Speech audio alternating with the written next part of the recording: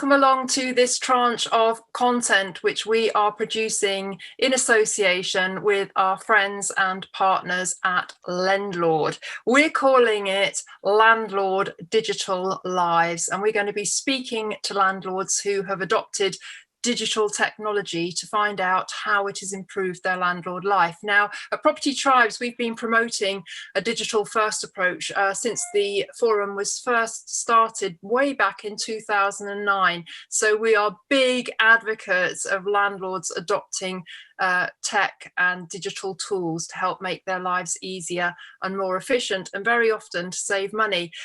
So for this instalment, I'm delighted to be joined by a fellow lady landlord. It's Pauline Hudson. So welcome to Property Tribes TV, Pauline. Be very interesting to start off just to hear about your personal landlord journey, how long you've been a landlord, and kind of a brief overview of your portfolio. Okay. I've been a landlord probably about 16, 17 years. I started being a landlord when I was in a job. I thought it might be a good idea to invest my money into property, which is what I did. I went through a series of buying probably just before the last recession, and bought some very poor deals, which as a novice I didn't know. I went up north and bought properties up there that were valueless.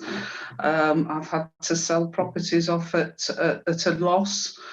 But basically I've got a core of portfolio now where most of my tenants, well, in fact, I've got two that are currently for sale, going through, and the rest are all good tenants who pay their rent and haven't defaulted through the crisis, which is more than I could have expected, really. But yes, it's been a rocky roller coaster ride, but I wouldn't have had it anyway. I've learned a lot of lessons on the way.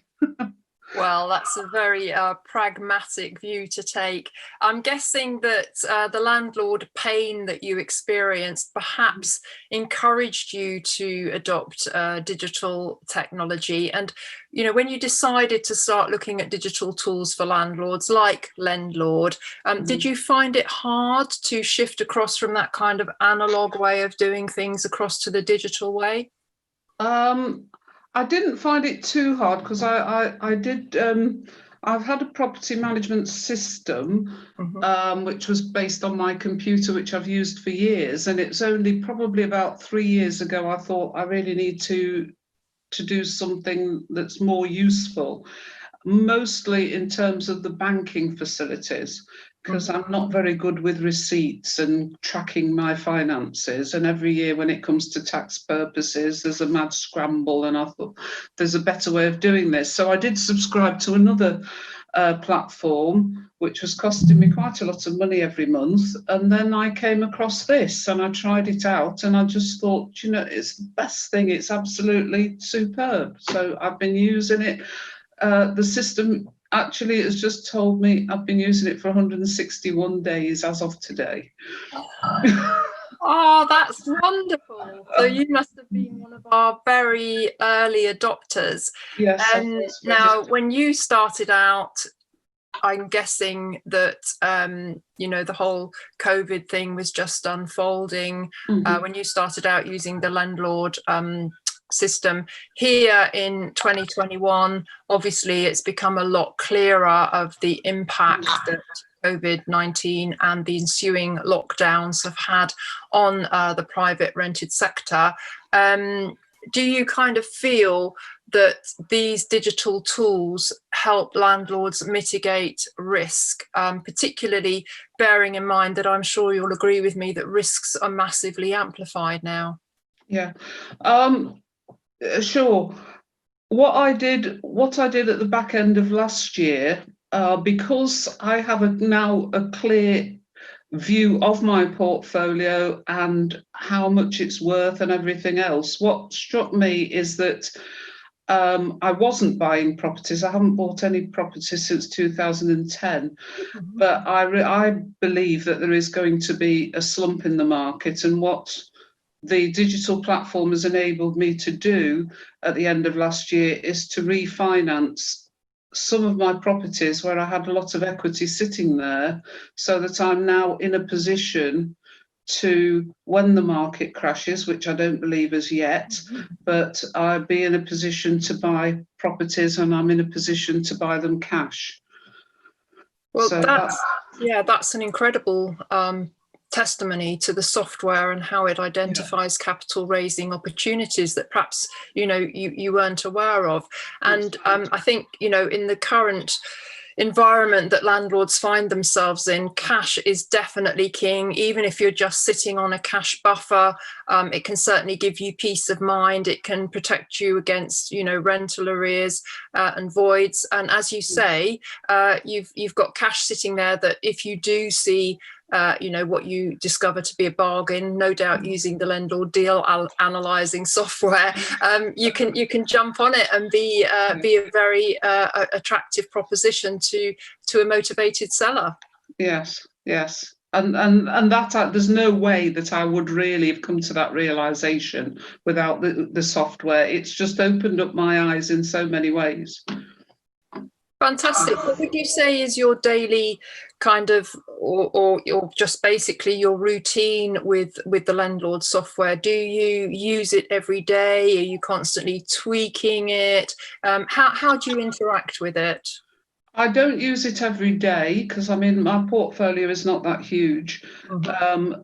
I probably once a month or once every 2 weeks, I will go into it and I'll spend inputting information it doesn't take me very long. Mm-hmm. Tracking my tenants' rents is something that I do at least fortnightly. But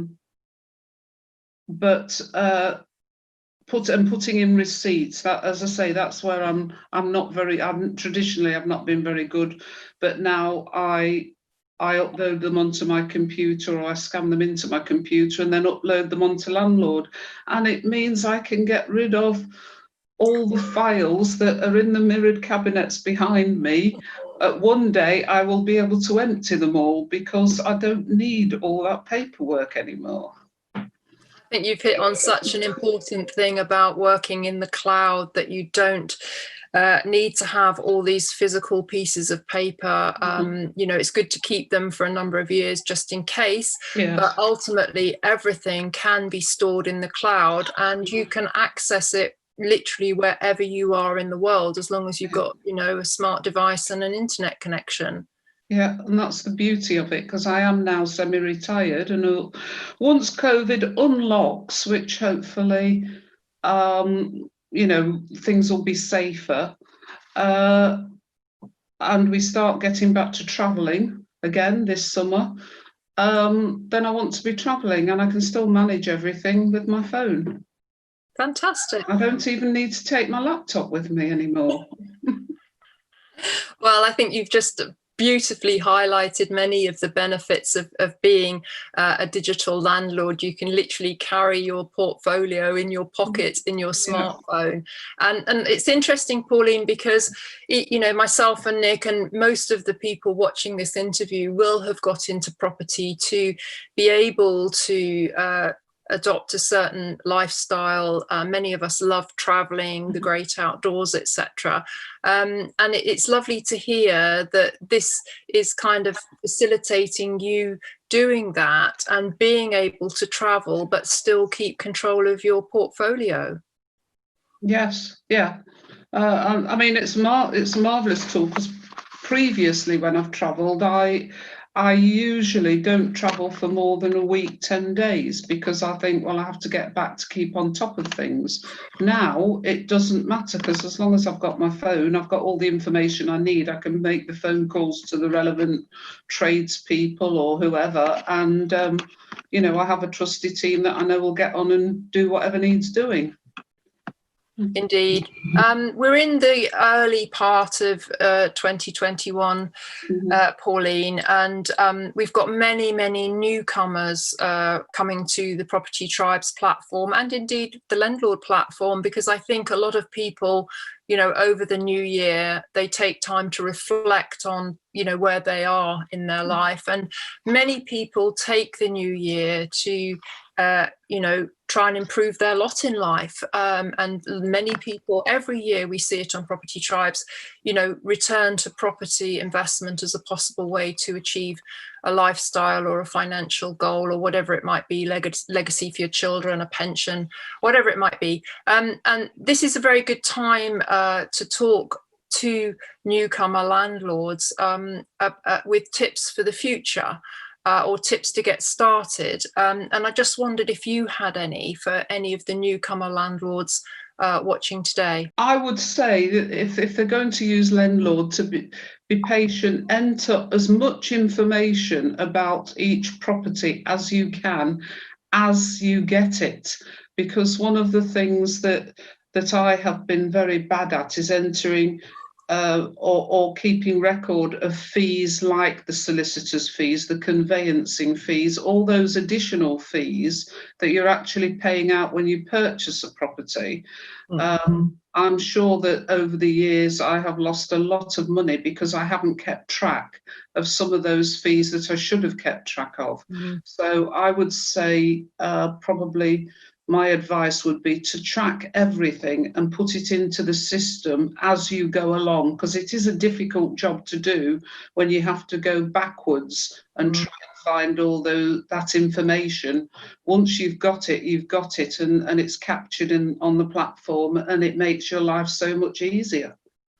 That's such a good point, Pauline, because when I started out as a landlord in 2004, they didn't have these digital tools. And everything was done on spreadsheets and bits of paper and post-it notes. And, now I think that newcomer landlords actually have quite a significant advantage because they can jump straight to these digital tools, start with them from day one. And as you say, it really is better to do it little and often as you go along rather than, develop a large portfolio and then have to go back and kind of input all that kind of back data. So I think that's a very good tip indeed. So thank you for sharing that. I think that's a great one. So going forwards, Pauline, what would you say to any landlord that's watching this that is kind of, wedded to their spreadsheets and their files and, has an office full of folders? What would you say to them to encourage them to make the jump to digital tools? Because there's so many great tools out there for landlords. Landlord is the one we're obviously highlighting through this set of interviews, but we want to encourage landlords to take advantage of all the wonderful digital tools out there. What advice would you say to them to try and make that jump? Depending on the amount of time that they've got. I mean, when I started on Landlord 161 days ago, as I say, it was quite easy because it was just developing. So I was inputting information as the system developed, which made it easier. I think for landlords now, I would say, as I said, put it in as you go along. It will make your life so much easier. So if you've got a big portfolio, just decide on, each week I'm going to input the information for one of my properties and next week for another property. And eventually you will be able to get rid of all those spreadsheets and files that are just taking up space in your home or in your office. So I guess that would be my advice.